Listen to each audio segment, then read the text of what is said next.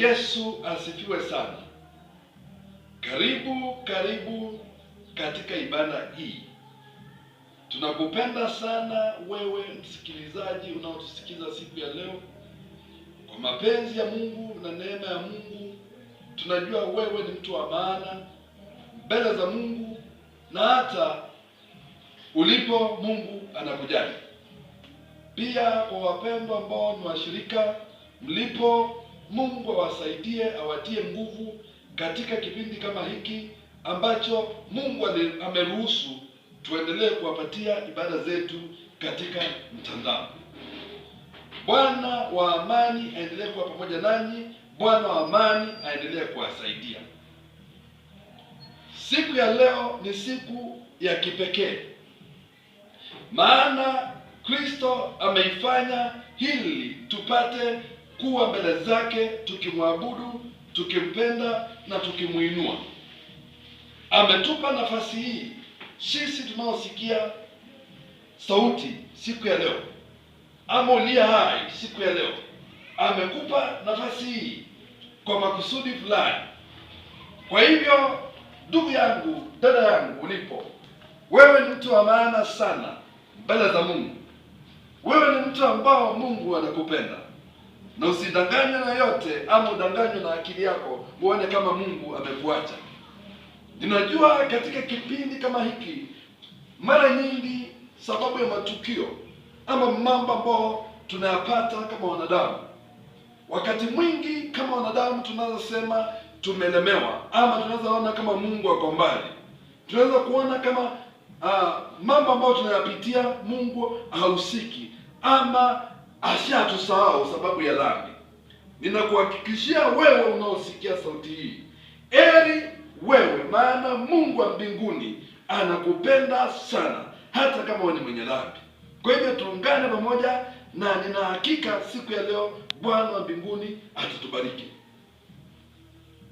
Nilipokuwa nikimtafuta Mungu kwa ajili ya siku ya leo, kuna jambo aliweka ndani ya moyo wangu kwa uzito, ili tuweze kuinena ama tuweze kujadiliana, na ni jambo la ufalme wake.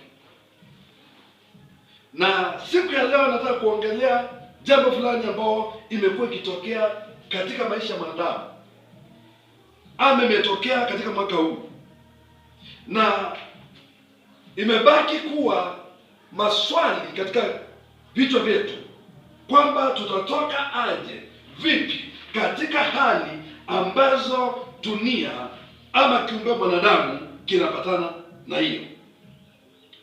Nataka tuzungumzie kuhusu ni vipi tutaondoka kwa ushindi katika lockdown. Nimeweka kwa kizungu hiyo lockdown, maana imekuwa neno la kizungu lakini tumeizoea sana kwa Kiswahili. Kwa hivyo nataka kuongea coming out of lockdown victorious. Kwa nini nizungumzie hii? Maana katika ulimwengu huu tumekuwa katika hali ambao hatujawahi sikia, ama pengine tulishaiona tu, lakini hatujawahi jipata katika hiyo hali. Na maana imelete uzito, ama imelete mambo ya kuvunja moyo katika maisha ya mwanadamu. Roho wa Mungu akawa ananielekeza siku ya leo tuizungumzie, ili wewe ambao uko katika hali hiyo ujue kwamba unaweza ukatoka katika hali hiyo na ukawa na mshindi mkuu, ama ukatoka katika ushindi mkuu. Maana hali yenyewe imetangaza kwamba mwisho wake kuna kulemewa kwingi. Mwisho wake, tukiangalia kwa mawazo ya mwanadamu, tunaona kwamba kuna kilio. Tukiangalia mwisho wa haya mambo, tunaona uchumi wetu pengine utaharibika. Tutaona maisha yetu ya kiroho pengine yatakuwa yamedhoofishwa na mambo ambayo tumeyapata, ama siku ambazo tumekuwa hatuenda kanisani. Lakini siku ya leo nina habari njema, maana Roho wa Mungu anatuelekeza tujue ni vipi tutaondoka katika hali hii tukiwa na ushindi mkuu. Bwana Yesu asifiwe sana. Neno hii ya lockdown ama jambo hii tumekuwa tukisikia ya lockdown si jambo ngeni. Ni jambo ambalo ni ya zamani sana. Ni jambo ambayo ilianza, Mungu mwenyewe ndio alianzisha. Ni kati ya zile mambo kwanza katika ulimwengu Mungu alizianzisha. Hata kabla ya ufomo wa dunia hii, hii jambo ya lockdown Mungu mwenyewe alianzisha. Na akajua kwamba kuna kiumbe mwanadamu, maana kitakuwa kinapatana na hali kama hizi. Akajaribu kufunza ni vipi kitaondoka katika hali kama hizi na ushindi mkubwa. Basi napozungumzia neno hii ya lockdown kwa lugha nyingine ya Kiingereza, ina maana kwamba yani ile mamlaka ya wakuu wa serikali za dunia ama mamlaka ya vitu ambazo ziko na nguvu kukushinda za kuzuia kiumbe mwanadamu kisiondoke mahali ama kisiende mahali. Ama kwa njia nyingine ni kukiweka kiumbe mwanadamu katika hali fulani, kukizuia na uharibifu pale nje. Kwa mfano, wakati mwanadamu ako hapa duniani, kuna serikali za dunia hii, na wakati mwanadamu anafanya makosa ama anavunja sheria, huwa anachukuliwa, anawekwa gerezani, na akiwa pale gerezani kwa njia nyingine ako locked down pale, hawezi akaondoka. Na hii jambo imekuwa ikitumika kutoka enzi za zamani, na pia imekuwa ikitumika kwa kuzuia maovu ama kuzuia hatari katika maisha ya wanadamu. Kwa mfano, kukiwa kuna jambo ambao inaweza angamiza maisha ya mwanadamu hupatiwa vizuizi ili asiende pale aangamie. Kwa njia moja anakuwa lockdown. Siku ya leo nataka kumnena na mtu fulani, maana unaweza kuwa ukisikia hii neno na unafikiri ni jambo geni, lakini ni jambo ambalo inakuwa ikifanyika katika maisha ya mwanadamu. Mwanadamu alipoumbwa na alipowekwa katika dunia hii, kuna mambo fulani ambao kila wakati yanamfunga ama yanamlock down. Maana dunia hii mwanadamu anapowekwa ana jukumu ya kufaulu ama ana jukumu ya kujiangamiza mwenyewe, na itategemea vipi utapambana na hali za vitu ambazo zinakufunga. Nafanya kitangulizi kidogo. Kwa mfano, mwanadamu anaweza fungwa na kutoelimika ama kutojua. Mwanadamu anaweza fungwa na hali ya maisha, mahali ambapo azaliwa, azaliwe katika hali mbaya, na akizaliwa katika hali hiyo ngumu hawezi akaendelea, maana pengine ile hali yamezaliwa ama eneo amezaliwa, kuna vitu ambazo zinaweza mzuia asiende mbele kwa kufanikiwa. Mwanadamu anaweza kuwa lockdown na taratibu za ile culture yake. Mwanadamu anaweza zuiliwa ama anaweza kuwa lockdown na magonjwa. Mwanadamu anaweza zuiliwa hata na shetani mwenyewe. Mwanadamu anazozuiliwa kwa kule kujifanya ama ile hali yake kuona kama anajua sana, na akute amejizuia kuendelea mbele, maana watu watamwavoid. Basi siku ya leo ninataka tujue tutaondoka vipi katika lockdown ambazo ziko katika maisha yetu. Sitaongea tu lockdown ambayo iko katika taifa letu ama mataifa ya dunia.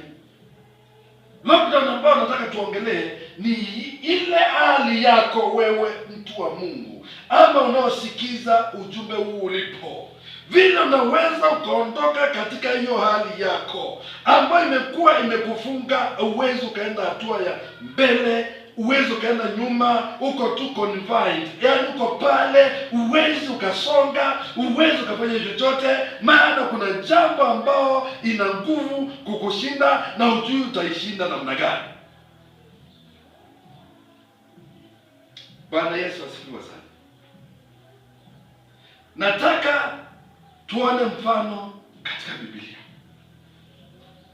na tunaposoma hii hadithi iliyotokea, matokeo yaliyotokea wakati fulani, itatufunza ni vipi wewe, mtu wa Mungu, unaweza ukaondoka katika hali ya lockdown yako vizuri na ukiwa na ushindi mkubwa.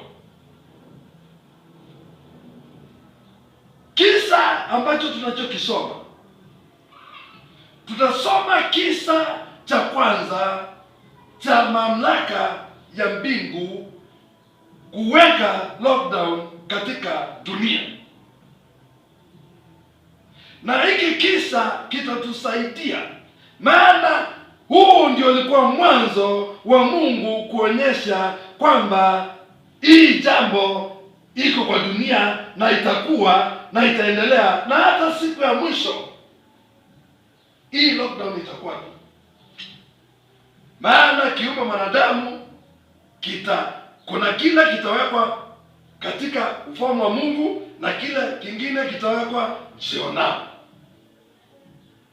Kwa hivyo nataka tusome kitabu cha Mwanzo sura ya 6 kuanzia mstari wa 13 kuteremka, tujifunze kuhusu vipi tunazoondoka katika lockdown. Soma kwa Kiswahili, Mwanzo sura ya 6 mstari 13, tutateremka. Pata nafasi yako, soma hiyo sura yote, itakusaidia. Biblia yangu inasema, ama tafsiri ambayo nasoma ya neno inasema, kwa hivyo Mungu akamwambia Noa, nitawaangamiza watu wote, kwa kuwa dunia imejaa ukatili kwa sababu yao. Hakika mimi nitaangamiza watu pamoja na dunia. Kwa hivyo jitengenezee safina kubwa kwa mbao za mivinje. Tengeneza vyumba ndani yake na uipange laini ndani na nje. Kwa hivyo ndivyo utakavyoitengeneza. Safina iwe na urefu wa dhiraa 300, upana wake dhiraa 50, na kimo chake dhiraa 30. Wacha nisimama hapo kwanza. Hapa kisa kinaonyesha Mungu anatupa kisa fulani ambacho alikifanya nyakati za zamani kabisa, na hapa ndipo tunaona mwanzo wa lockdown ikianza duniani. Maana dunia ilikuwa imejaa uovu, watu walimkataa Mungu, watu walikataa kumwabudu Mungu, wakafuata vitu vyao, wakafuata hekima yao, wakafuata raha za ulimwengu huu. Na Mwenyezi Mungu akamjia Nuhu, maana Nuhu alihesabika kuwa haki.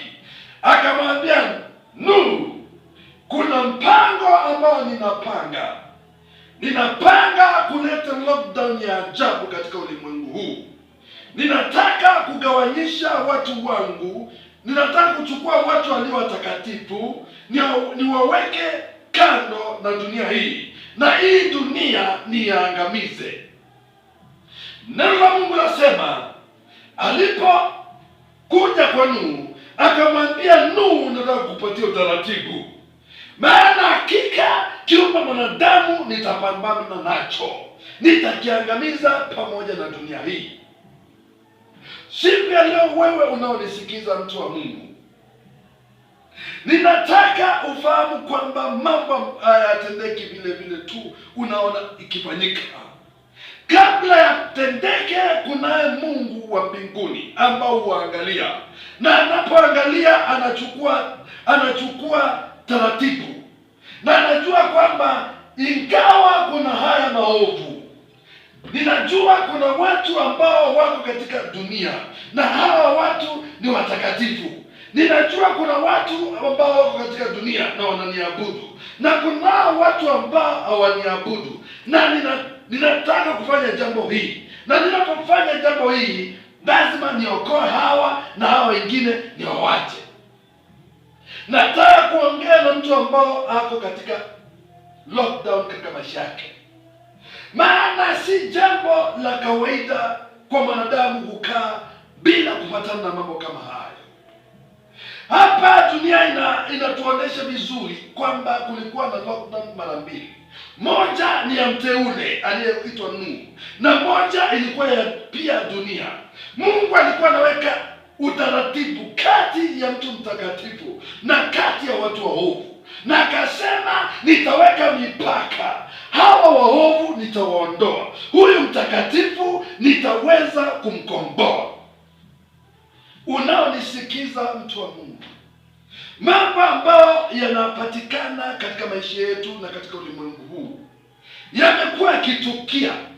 Si wewe wa kwanza kupatana na hali za magonjwa, si wewe wa kwanza kupatikana na hali za kusorota kwa uchumi, si wewe wa kwanza kupatikana na magonjwa, si wewe wa kwanza kupatikana na mambo makubwa, si wewe wa kwanza kupatikana na vilio. Hii mambo yalianza kutendeka nyakati za zamani, na ndipo siku ya leo nataka tujifunze kutoka kisa hiki ambacho kilikuwa kia mtu wa Mungu na watu ambao walikataa Mungu, watu ambao waliamua hawataenda katika mapenzi ya Mungu, na Mungu akaamua, sasa ninataka kuonesha kwamba nitalete utofauti, nitalete lockdown kati ya watu hawa na hao ambao si watakatifu. Na siku ya leo nataka tujifunze kuhusu ni vipi tutaondoka katika lockdown zetu za shida, lockdown zetu za magonjwa, lockdown zetu za kusoroteka kwa uchumi, lockdown zetu za mawazo ambao hayatuelekezi na Mungu, mambo ambao ni mazito katika maisha yako wewe unaonisikia. Nataka tujifunze ni vipi tutaondoka victorious, ni vipi tutaondoka na ushindi mkuu. Maana hapa kuna mtu mmoja alipatikana katika nyakati hizo, na Biblia inasema, maana Mungu alikuwa anataka kufanya jambo moja katika dunia. Alikuwa amechoshwa na dunia hii, alikuwa amehuzunika na dunia hii, alikuwa amehuzunika vipi watu wanauana, alikuwa amehuzunika vipi watu wanaibiana, alikuwa anahuzunika vipi watu wamekuwa waovu, vipi watu wamekuwa na tena dhambi, vipi watu wameacha mambo ya Mungu na wakaamua kufanya mambo yasiyo ya Mungu. Na akasema nitalete lockdown na hawa watu, nitaangamiza hawa na nitaokoa hawa. Basi kisa hapa kinatuonyesha Mungu wa mbinguni akasema,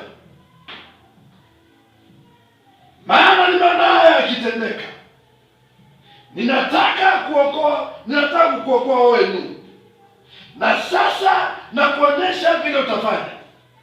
Ni lazima sasa uweko tofauti kati ya dunia hii, watu wa dunia hii na wewe, na jambo ambao utafanya utafanya ni utatengeneza merikebu, na utapotengeneza, ingia ndani, na ukiingia ndani, mimi mwenyewe niko Mungu nitafunga, na nitapofunga nitahakikisha nitadili na hao watu, nitapambana na hao watu, nitaonyesha mimi ni Mungu wa mbinguni, niliumba dunia, nikaumba nchi, nikaumba vyote ambavyo tunaziona, nikaumba mwanadamu, na nitakuokoa wenu.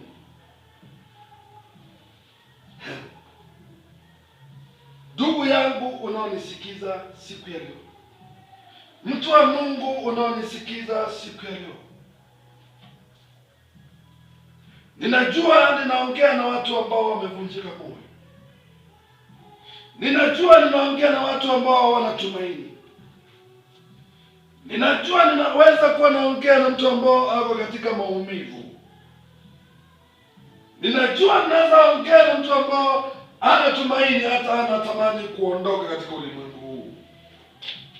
Nina habari njema siku ya leo, maana kabla haya yatendeke, kunaye Mungu wa mbinguni anayeona kinaotendeka katika maisha yako, anayeona kinaotendeka katika ulimwengu huu.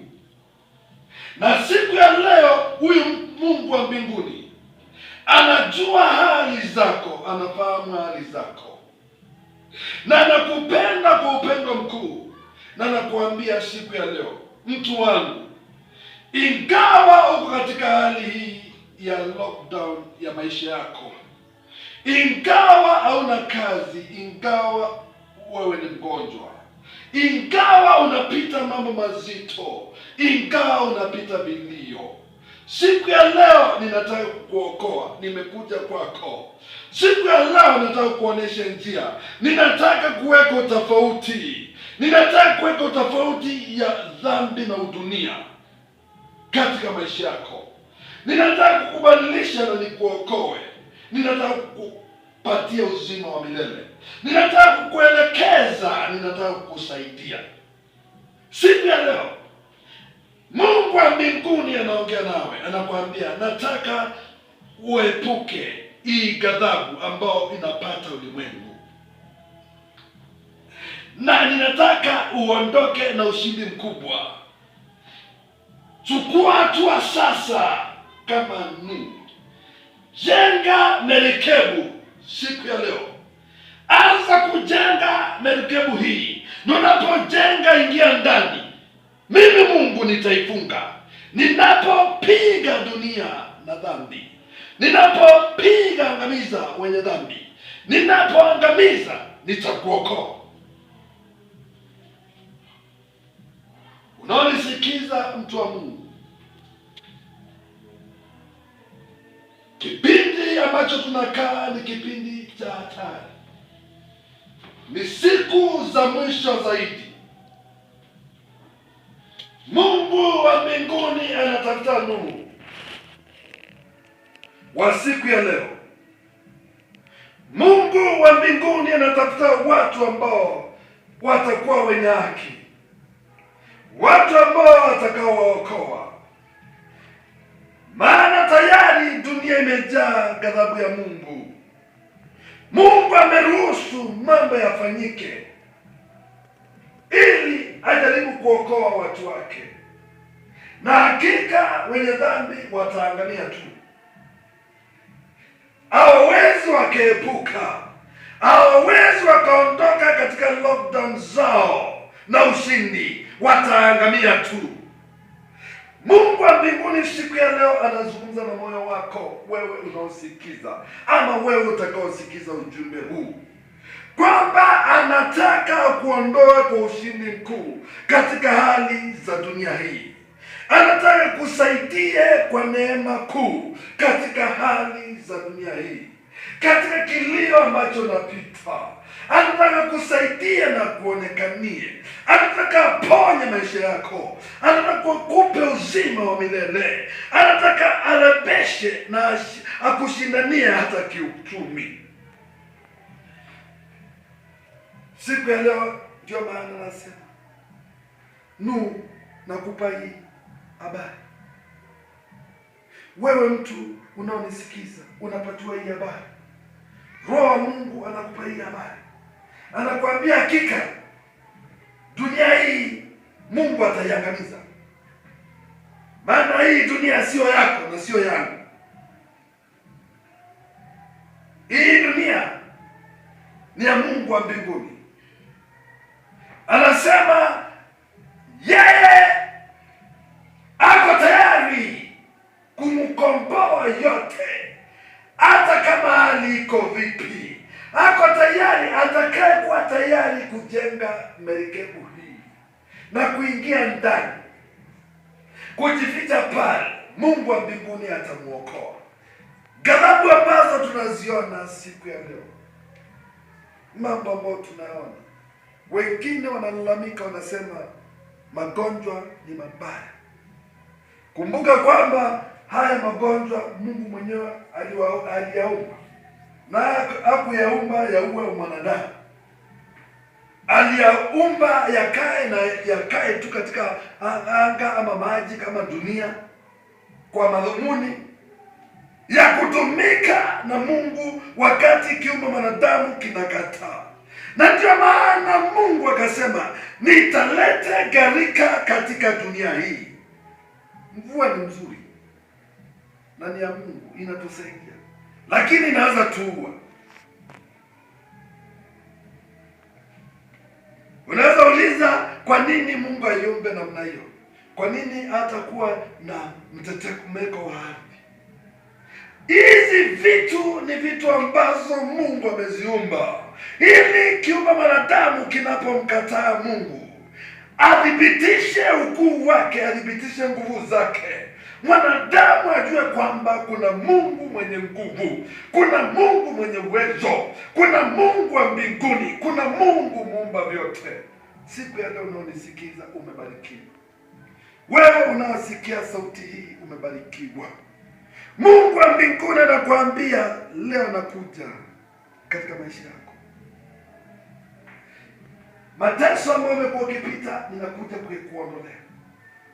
Magonjwa yako nimekuja kukuondolea. Shida na mahangaiko nimekuja kukuondolea.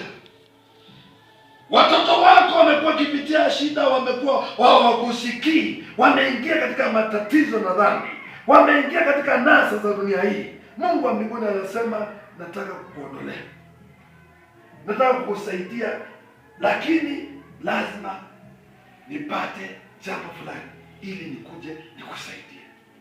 Neno la Mungu nasema, Mungu akiwa mbinguni akaona mwenye akili, akaangalia kona, akahesabia Nuhu kuwa mwenye akili, na akasema, maana Nuhu, nimekuona wewe unanifuata, na ninaangamiza dunia hii, ninaangamiza kiumbe mwanadamu, ninaangamiza viumbe zinazoishi katika ulimwengu. Ninataka nikukomboe, ninataka uondoke katika hali hii ukiwa na ushindi mkuu. Kwa hivyo fanya jambo.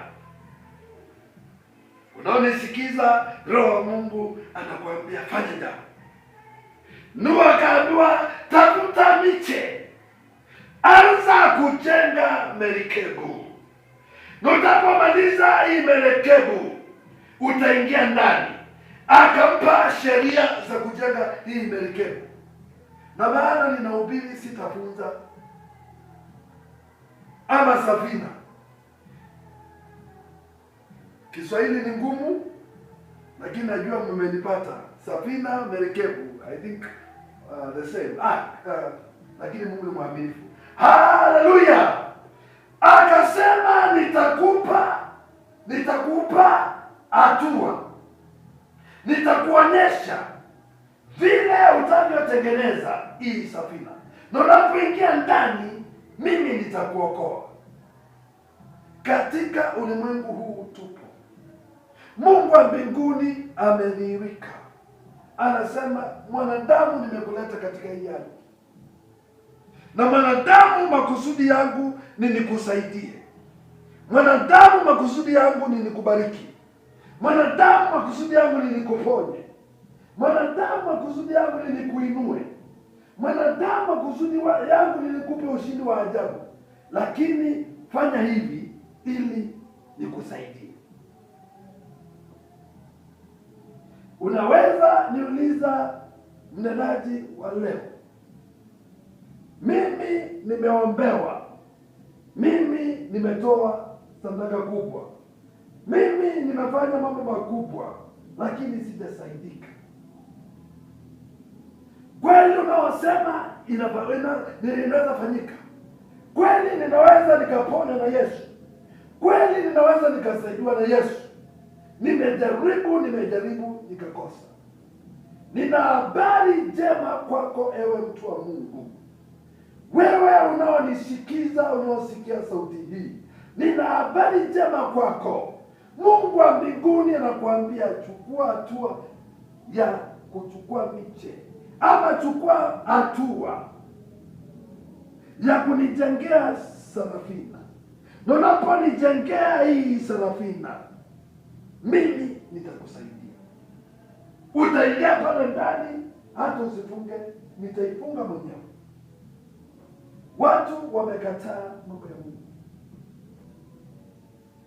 Mungu anawaambia ninawapenda. Nakupa afya bure. Nawapenda. Nakupa uzima bure. Nakupenda. Ninakubariki na nina hatua ya kukuinua zaidi. Lakini chukua hatua. Jua ninayoyafanya haya, ninayofanya kwa ajili yangu unitukuze mimi, Mungu wa mbinguni. Ninapofanya haya, ninakuhifadhi, ninakupatia nafasi hii ili uniabudu na unipende, ili uhakikishe kazi yangu inaenda mbele, ili uhakikishe kuwa duniani unaniabudu. Mungu akuponye ili uende ukishuhudia useme nimeombewa na apostle ama pastor nikapona. Hapana.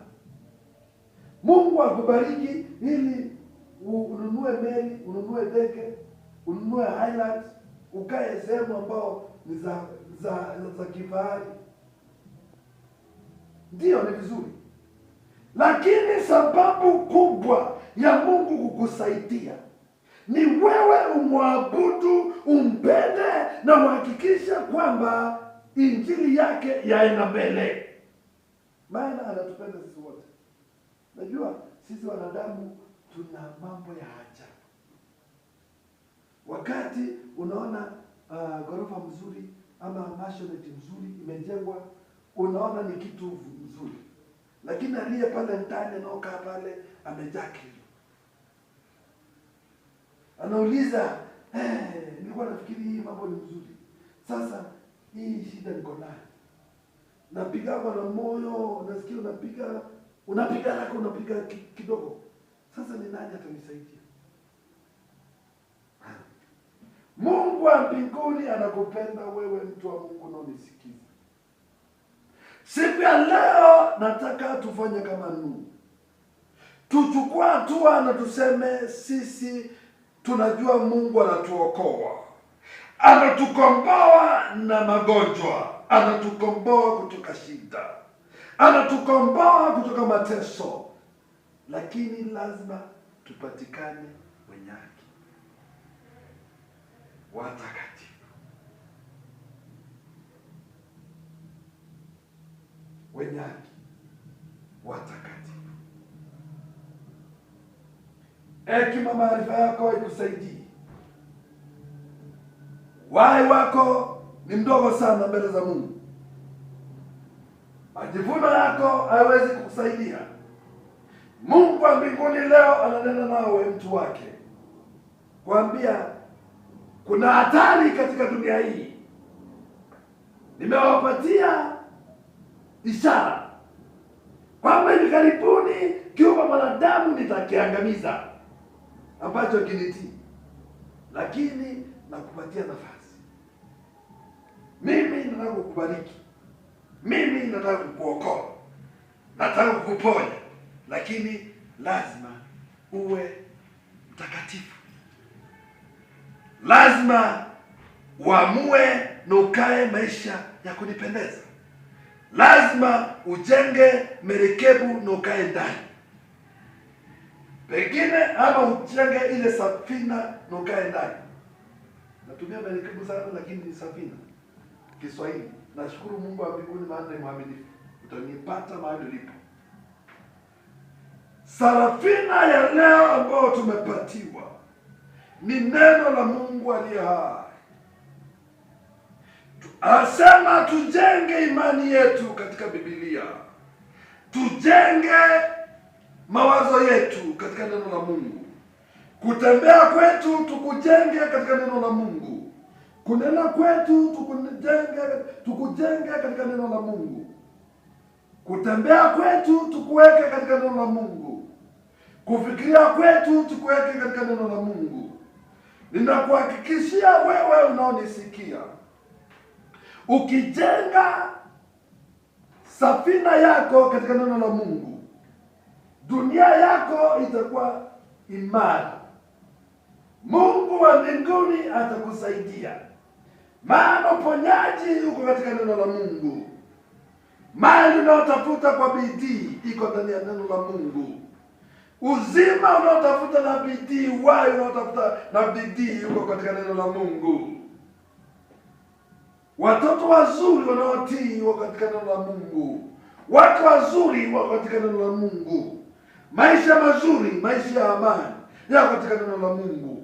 Umepatiwa safina ya leo, na ndio maana Yesu wa mbinguni siku ya leo anakuambia, nimejagharamika kwa ajili yako, nimekuja hapa duniani tuelewane, nikupe maagizo vile utakavyotoka katika hali zako, vile Nuhu alipopatiwa maagizo na Mungu wa mbinguni.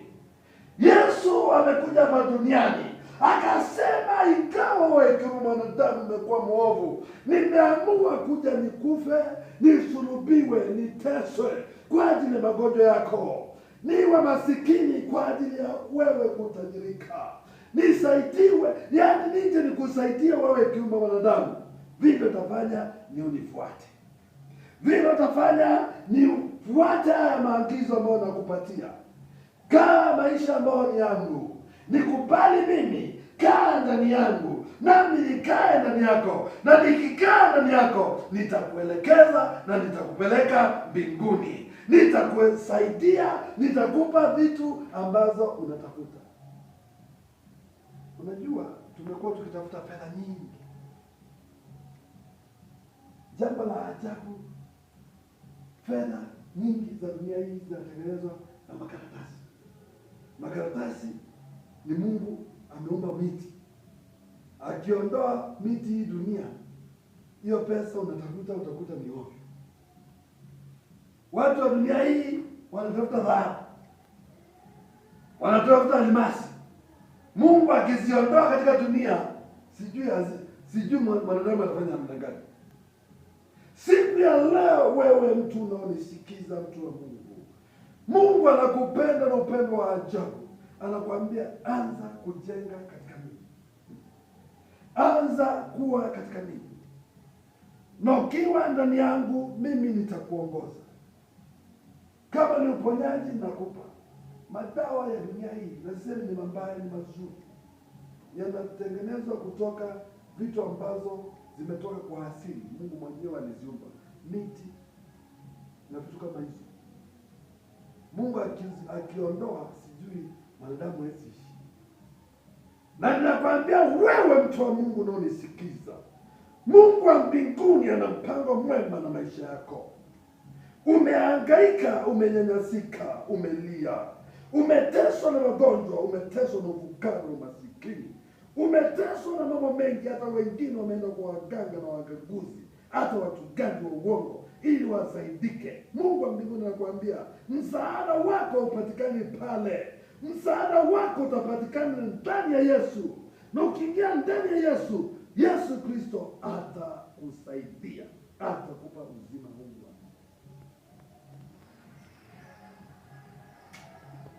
Bwana Yesu atusaidie. Mtu wa Mungu unaosikiza ujumbe huu, Baba wa mbinguni ana nia nzuri na wewe. Hiyo hali umekuwa ukipitia na kukusaidia.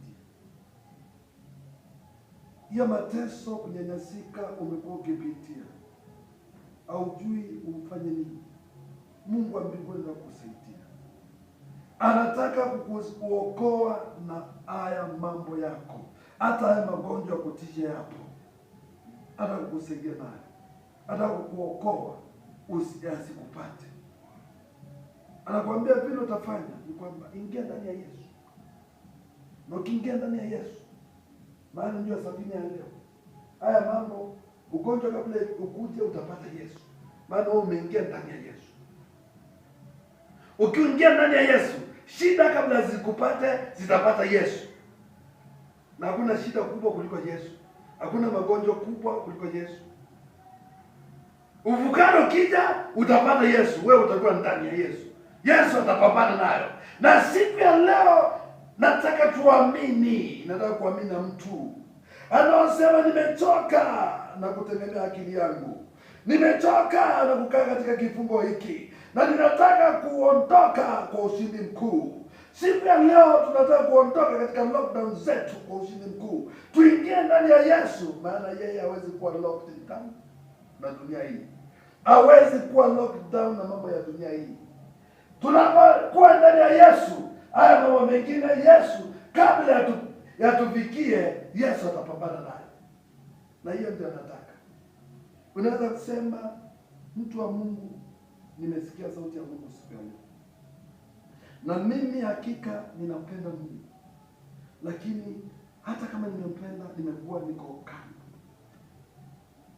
Leo nataka anisaidie, na akinisaidia nitamtumikia, na nitahakikisha neno lake limeenda mbele, na Mungu atakusaidia. Unaweza kuwa ni mgonjwa, ndio umekuwa unasikia Mungu anaponyanga, umetafuta utapona vipi. Siku ya leo neema hiyo ipo. Ingia ndani ya Yesu. Ukiingia ndani ya Yesu, magonjwa nayo itaondoka, maana iwezi kuwa ndani yako ukiwa ndani ya Yesu. Mtu aina hiyo mtaomba na wewe, na Mungu atakusaidia. Kabla sijaomba na watu, wewe umekuwa katika maisha yako au mjui Yesu, na umejua kweli kiumbe mwanadamu kitaharibiwa, kitaangamizwa na Mungu wa mbinguni. Nasema mimi sitaki niangamizwe, maana najua ghadhabu ya Mungu ipo. Sitaki mambo ambayo yapo yanipate. Nataka Mungu anisaidie. Siku ya leo nitajenga merikebu, nitachukua mbinje ambao ni Yesu Kristo, niingie ndani yake, maana yeye ni mwana wa Mungu. Nikiwa ndani yake najua nitakuwa salama. Kuna mtu kama huyo anataka leo aokoke ama ampekee Yesu, nitaomba naye, alafu nitatamka baraka juu ya maisha yake. Funga macho wewe umeoamua utamfuata Yesu, ama uliokoka na unataka kumrudia, ukaanguka unataka kumrudia Yesu. Funga macho yako. Sema haya maneno pamoja ninapokuelekeza kwa aliyekuumba. Kazi yangu ni kukuelekeza tu, mimi siokoi. Sema, Bwana Yesu, naja mbele zako siku ya leo. Nimesikia neno ya leo. Hii neno ilikuwa langu. Nisamehe. Mimi ni mwovu, nimekuwa nikikosea. Nimejengea shetani merekebu, safina. Na nimejua utaangamiza dunia na wanaokaa katika dunia wasio kujua. Siku ya leo nimejua kwamba walio ndani ya Yesu Kristo ndio watakuwa washindi, ndio Baba wa mbinguni atawalinda. Nimeamua niokoke, niokoe Yesu. Nisamehe dhambi zote nimezotenda, nitakase. Baba wa mbinguni, futa dhambi zangu zote. Andika jina langu katika kitabu cha uzima wa milele. Kutoka leo ninakufuata. Na wale wanaorudia Yesu waseme, kutoka leo ninakufuata Yesu. Nisamehe na nitakase, nikumbuke tena. Baba wa mbinguni nishindanie. Kwa jina la Yesu naomba kuamini. Nataka kuwaombea na niwaombea wote walio wagonjwa. Kama ni mgonjwa na unanisikia, shika mahali ambapo unasikia unaumia, na muamini Mungu wa mbinguni atakusaidia. Kama una shida, una mahangaiko, una mahitaji, na umeomba maombi kama haya, ama wewe ni mtu wa Mungu ambao umeokoka lakini ulikuwa nje, ulikuwa ujengei Mungu na unataka Mungu akusaidie, tuamini pamoja na Mungu wa mbinguni atatatua hali zenu na atawashindania. Baba wa mbinguni, kwa jina la Yesu Kristo, hao wapendwa ambao wameokoka na watakaosikiza neno lako na waokoke, Mungu wa uzima wote, na wakabidhi mikononi mwako kwa jina takatifu la Yesu Kristo. Damu yako Kristo iwazingire, neema yako Baba wa mbinguni iwe juu ya maisha yao. Vunja nguvu zote za giza, vunja nguvu zote za maroho, angamiza mapepo, angamiza kazi za shetani, laana zote za ukoo, laana zote za nchi. Mungu wa mbinguni ondoa. Hawa ni wanao, ni wabarikiwa. Watakao wabariki wabarikiwe, watakao pigana nao Baba wa mbinguni pigana nao. Yesu Kristo, wapendwa hao wote wameokoka na watakaookoka kupitia neno hili, wasaidie Bwana Mungu wa rehema, wasikose mbinguni. Roho Mtakatifu wako Baba hawa pamoja nao, na wote ambao wako na mahitaji, Mungu wa mbinguni kutana nao. Wapendwa wasaidie, wapiganie Baba Mungu wa mbinguni, maana wako ndani yako. Wasaidie Mungu wa upendo, mahitaji yao yatatue kwa njia zako za kiungu, kwa jina takatifu la Yesu Kristo. Wagonjwa Baba wa mbinguni waponye kwa nguvu zako na kwa nguvu za Injili, kwa nguvu za Roho Mtakatifu. Wagonjwa wote wanaosikiza neno hili, hata kama ni ugonjwa gani, ukauke na uishe kwa damu ya Yesu Kristo, mwana wa Mungu aliye hai. Baba wa mbinguni wape uzima, wasaidie, waonekanie. Ninawafunika kwa damu ya Yesu. Wape kukuamini, wape kukupenda, wape roho wa maombezi, wape roho wa kupenda kusoma neno, wape kukaa maisha matakatifu. Wasaidie Baba Mungu wa neema, wapiganie rehema zako juu ya maisha yao. Wapendwa wote ambao wamekuwa wanatusikiza, Mungu wa mbinguni wakumbuke. Baba wa rehema, kama kuna yeyote amekuwa anatusikiza na Yesu hajaokoka, ninamwombea Baba umpe neema hii. Mkumbuke Baba wa mbinguni, mtakatifu wote wanaochangia na wanaopenda kukusikia, wasipitwa na neema hii.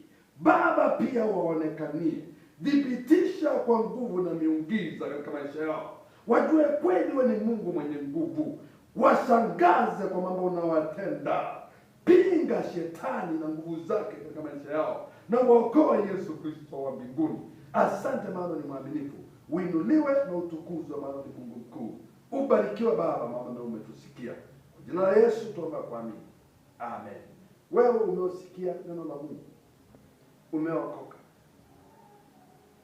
Kama unakaa maeneo haya ya karibu na Adhiriva, tunakukaribisha wakati kanisa zitafunguliwa tuabudu pamoja nao. Tuko Ngimu, kanisa ni Faith Victory Christian Church. Ukiuliza uwezi ukapotea, tu karibu Ngimu Kinani Road, utatupata na Mungu wa amani atakusaidia. Wewe utakaosikiza na uko maeneo ya mbali na umeokoka, Mungu wa mbinguni akusaidie, akupe neema. Mungu wa mbinguni akupiganie, akupe mchungaji, mtu wa Mungu, mtu ambao anatembea katika njia za Mungu, mtu mpenda haki, mtu mpenda kukaa maisha matakatifu. Akupe kanisa, Mungu akupe kanisa ambao inakumwabudu katika roho na kweli. Usiende kwa wagaguzi. Mungu akusaidie kabisa, na ninaamini Mungu wa amani, Mungu wa mbinguni atakusaidia. Penda Mungu, soma neno kila wakati, kaa maisha matakatifu, muombe Mungu na atakusaidia. Na wewe umeopona, shuhudia Mungu, usema amekusaidia, na umpende Mungu na uendelee kukaa maisha matakatifu. Bwana wa amani awabariki, Bwana wa amani awasaidie. Tupatane kwa mapenzi ya Mungu Jumapili injao, na ukipata nafasi unaweza enda katika channel ya YouTube, utype Kingdom of Heaven Publishers. Kuna maujumbe mengi yako pale, unaweza kutia nguvu na Mungu wa mbinguni atakusaidia. Barikiwa sana. Mungu amani akutenda mema. Amani ya Kristo. Shalom.